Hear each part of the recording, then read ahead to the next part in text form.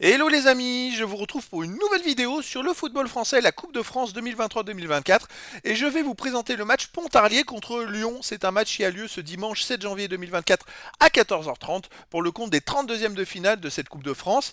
Et donc Pontarlier, c'est une équipe de National 3 qui reçoit Lyon, une équipe de Ligue 1. Il y a donc 4 divisions d'écart en faveur de Lyon. Et dans cette vidéo, je vais revenir sur le classement et les statistiques de ces deux équipes dans leur championnat respectif. On verra ensuite le classement de tous les buteurs de l'Olympique Lyonnais en Ligue 1, puis on terminera par les 10 derniers résultats, toutes compétitions confondues, et les stats, ce qui nous permettra d'avoir une idée, une tendance à ce match. Alors Pontarlier est donc 8ème de son groupe en National 3 avec 13 points en 9 matchs joués, plus de différence de but. Alors ils ont moins de matchs joués par exemple que Guignon qui a 3 matchs joués de plus parce qu'il joue les matchs de Coupe de France, donc voilà, ça reporte des matchs, et Guignon est seulement avec 2 points de plus sur eux, donc je pense que s'ils gagnaient tous les matchs qu'ils ont en retard, ils pourraient même grappiller des places au classement, donc pour l'instant ils sont au milieu du classement. Lyon de son côté est 15ème de Ligue 1 avec 16 points en 17 matchs, 4 victoires, 4 nuls, 9 défaites, 16 buts pour, 27 contre, moins 11 de différence de but. Alors Lyon, ils sont 15e, mais ils ont été longtemps derniers, et là ils viennent de faire une remontada sur les 3 dernières journées de Ligue 1, ils ont gagné, on va le voir plus loin dans les scores, et donc ils sont sortis de la zone rouge vraiment in extremis de justesse sur la fin de cette première partie de saison. Au niveau des buteurs, pour Lyon, on a Lacazette qui est 4ème marqueur de Ligue 1 avec 7 buts en 14 matchs. O'Brien, le défenseur, 3 buts. Après Alvero, Jeffinho, Nuama, Tagliafico et Tolisso sont à un but pour l'Olympique Lyonnais.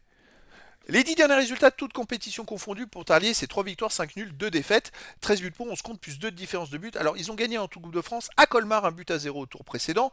Et sinon, non, ils ont gagné à Sarre-Union au tir au but au tour précédent, il y a eu 0-0. Et sinon, le tour d'avant, c'était à Colmar, victoire de 1 but à 0. Alors chez eux, on va regarder chez eux. C'est vrai qu'ils ont joué contre Louan-Cuiseaux, ils ont fait 2-2. Contre Besançon, ils ont perdu 3-2. Contre Sochaux 2, 2-2, 0-0, pardon.